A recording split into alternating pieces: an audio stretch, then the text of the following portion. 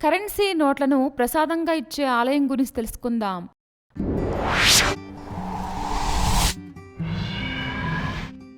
బానోడా బాలాజీ దేవాలయం. ఈ ఆలయం రాజస్థాన్లోని చిత్తోడ్గఢ్ జిల్లాలో కొలువై ఉంది. ఈ ఆలయంలో భక్తులకు డబ్బును ప్రసాదంగా పంచే అరుదైన సాంప్రదాయానికి ఈ ఆలయం ప్రసిద్ధి చెందింది. లడ్డూలు, పులిహోరకు బదులుగా ఇక్కడ కరెన్సీ నోట్లను ప్రసాదంగా ఇస్తారు. ఇలా ఇచ్చిన డబ్బును తమ వద్ద భద్రపరుచుకుంటే వ్యాపారంలో లాభాలొస్తాయని, ఆర్థిక సమస్యలు తొలగిపోతాయని భక్తుల నమ్మకం. తమ కోరికలు నెరవేరిన తర్వాత ప్రసాదంగా పొందిన డబ్బుకు మరికొంత జోడించి ఆలయానికి సమర్పించటం ఇక్కడ ఆనవాయితీగా కొనసాగుతోంది. ఇక్కడ భక్తులకు డబ్బుతో పాటు లడ్డూ, పులిహోర వంటి ప్రసాదాలు కూడా అందుబాటులో ఉంటాయి. ఈ కారణంగానే బానోడా బాలాజీ ఆలయాన్ని మహిమాన్వితమైన క్షేత్రంగా భావిస్తారు. దూర ప్రాంతాల నుంచి కూడా భక్తులు పెద్ద సంఖ్యలో వచ్చి స్వామివారిని దర్శించుకుంటారు. ప్రతిరోజు ఉదయం నుంచి సాయంత్రం వరకు ఆలయం భక్తులతో కిటకిటలాడుతూ ఉంటుంది. ముఖ్యంగా పండుగలు, ఉత్సవాల సమయంలో ఈ రద్దీ ఎక్కువగా ఉంటుంది.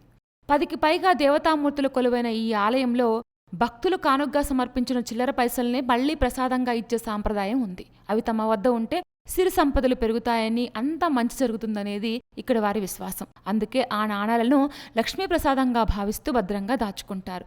కొందరైతే ఆ డబ్బునే మొదటి పెట్టుబడిగా పెట్టి నూతన వ్యాపారాలను ప్రారంభిస్తూ ఉంటారు. అంతేకాదు, భక్తులు తమ మొక్కులను నాణేల రూపంలోనే ఇక్కడ హుండీల్లో వేస్తూ ఉంటారు. బనోడా బాలాజీ కేవలం ఒక దేవాలయం మాత్రమే కాదు. ఈ ఆలయం 13 పవిత్ర దేవాలయాల సమూహారంగా వెలిసిన విశిష్ట ఆధ్యాత్మిక క్షేత్రం. ఇక్కడ ప్రతిష్ఠించబడిన ప్రాచీన మహిమాన్విత పంచముఖి హనుమాన్ స్వామి, జగన్నాథుడు, కటుశ్యాంబాబా, శేషావతార్ కల్లాజీ విగ్రహాలు అద్భుతంగా ఉంటాయి. 10 ఎకరాల విస్తీర్ణంలో విస్తరించి ఉన్న ఈ పుణ్యక్షేత్రంలో 13 దేవాలయాల సముదాయం ఉంది. మరియు గత 20 సంవత్సరాలుగా 200కు పైగా గ్రామాల్లో రామాయణ పారాయణం నిరంతరంగా కొనసాగుతోంది. సిద్ధిదాత్రి ఆలయంలో జరిగే ప్రత్యేక 16 రోజుల నవరాత్రి ఉత్సవం కూడా ఇక్కడ ప్రధాన ఆకర్షణ. ఇక్కడ ఉన్న శ్రీ లక్ష్మీరాణి ఆలయ ద్వారాలు సంవత్సరానికి 2 సార్లు మాత్రమే తెరుస్తారు.